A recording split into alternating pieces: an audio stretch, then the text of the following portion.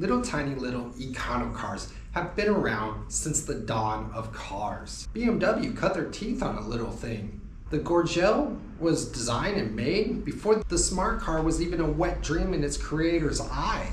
And back in the mid to late 90s, Germany said, "Hold my beer." The original baby Benz. It's just a baby, it's just a baby. The A-Class was probably Mercedes' most innovative car ever, but turned into a true PR disaster. Internally known as the W168. This car was really well received by the automotive world, but after the first gate, this little baby just took a face plant. Quite literally, at the first step, right into the mud.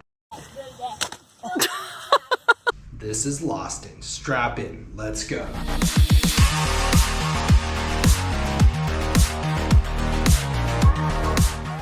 A crazy group of Swedish automotive journalists subjected all their cars to a harebrained maneuver called the elk test. This was designed to simulate a maneuver to swerve around an elk that had done got sauntered up onto the roadway. What happened next caused a maelstrom of bad publicity, making national news. And this led to a heap of other European automotive journalists trying to replicate the elk test. And they too wanted to see if they could get an A-Class to go turtle by turning it side to side at 50 miles an hour.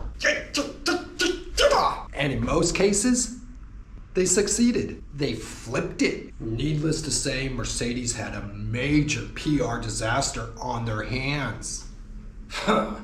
Imagine that. What followed was a superb masterclass in PR relations, which is used to this day to educate PR students on how it's done, about the importance of humility, honesty, and corporate integrity in the face of a major PR disaster. The man challenged with righting the ship was Jürgen Hubbard, who at that time was the CEO of Daimler.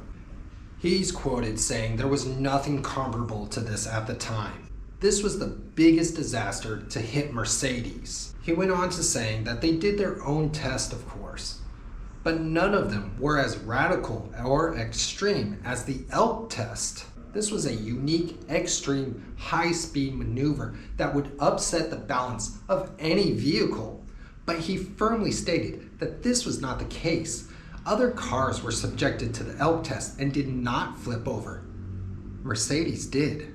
The cause was less than optimized center of gravity and chassis adjustment. That was the problem. This poor man found out about the rollover incident, was aloft in Tokyo launching the Maybach brand, and this was a major press event. There and then, this man decided to halt the production of the W168 and to recall all 168s that were already delivered to clients. In the case of this crisis, he felt this was the only responsible action to take. Boom, concisive action. And despite loads of criticism, Hubbard was also praised for his decisive action. His next move came while sitting on the floor of a 747 Boeing. Flying back from Tokyo to Stuttgart, this poor man sat on the floor because there were no seats left. He refused to wait for another plane to get him and his executive team back to the head office. So there, on the floor of the plane, they discussed what their strategy would be. What would they do to find out what the cause was? How were they going to fix this? And how were they going to communicate the solution? While airborne, Hubbard had arranged for a conference room to be done next to his office, acting as the crisis hub. This is where he met with engineers, office staff, and marketing teams, as well as those from official bodies that were investigating the rollover incident. There were, as he stated, many of sleepless nights. This poor dude. He was quoted saying, "In a crisis such as this, there's too many things going through his head. 1 was the technical solution, 2, the image of the brand, and 3, his family." Hubbard had to prepare his family for the potential end of his career. What's real is family. After negotiations with Bosch, the that had the technology to expand on the Spec A class, Hubbard demanded that all W168s be fitted with Electronic Stability Program, ESP.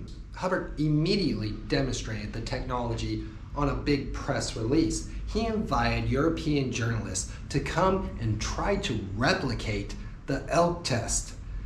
And to his credit and his team's credit, there was not one incident. Not one of those jokers were able to flip that 168. It was essential for Mercedes to repair the brand damage. The A-Class became the first subcompact car to be fitted with ESP. And this was across the entire range of the vehicle. Safety benchmark for all small cars.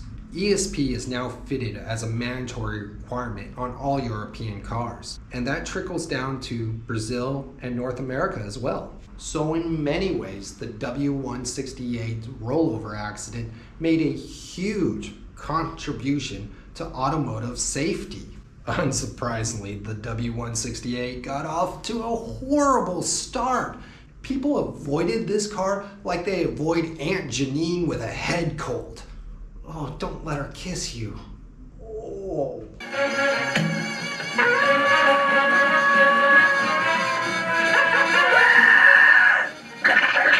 Customers acted very sheepish when it came to buying one of these things, but as buyer confidence returned, the A-Class became one of Mercedes' best-selling vehicle, especially here in Brazil, even spawning a long wheelbase. There was a high-performance model too, known as the A210 AMG. Eventually in 2005, it was replaced by the AW169. Between 1997 and 2005, over 500,000 A-classes were sold. Boom, success. Funny enough, the little vehicle that failed the ELK test made automotive safety history, with all vehicles being fitted with ESP. This small car was an extremely clever design. The layout of the smart city car had some really amazing space-saving features due to the really ingenious engineering of it. Mercedes went way above and beyond engineering this vehicle. They gave it a sandwich floor where the motor and the gearbox were underneath the vehicle, underneath the passenger compartment. And in case of an accident, instead of the motor coming back into the passengers where most injuries happen, the motor and transmission would slide under the floor, keeping you safe. And because of its weird design, it was a little bit, center of gravity was a little too high, but you sat above where most side impacts came into.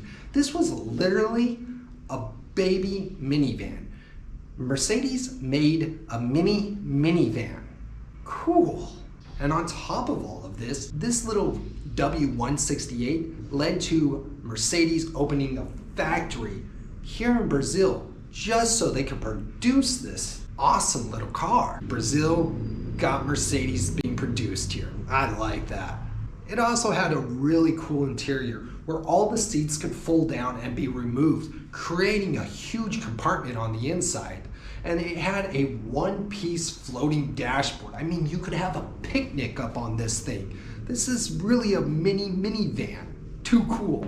And visibility? It had a wraparound rear window that had awesome visibility, better than any of its competitors at the time. And like all mainstream Mercedes models of the year, some not so good traits come out.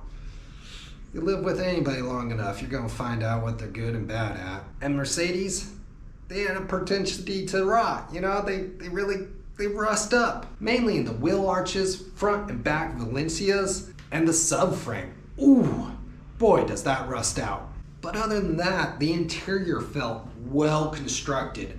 The power level wasn't anything to write home to mama about, but that's not what this car was about. Thanks to the cost of adding ESP, this was a model that never made Mercedes any gin. Never turned a profit. As a result of the A series being prone to rot, Many of these have already been scrapped out, and the ones clinging to life are hanging on to life as cheap disposable beaters. Slightly classier than a Toyota Corolla, but with all things, they get old. And it won't be long until numbers of these little A series are depleted to the point that classic car interest takes hold. And there's no denying that the A series was a significant car of its era, setting history and also opening up Brazil to Mercedes. Geez, this is a crazy cool little car. Not so much good to look at, but really an interesting history. If you like what we do here on Lost In, give us a thumbs up. Share this with your primo. And until next time, I'll see you on the flip side. Até a próxima. Ciao, ciao.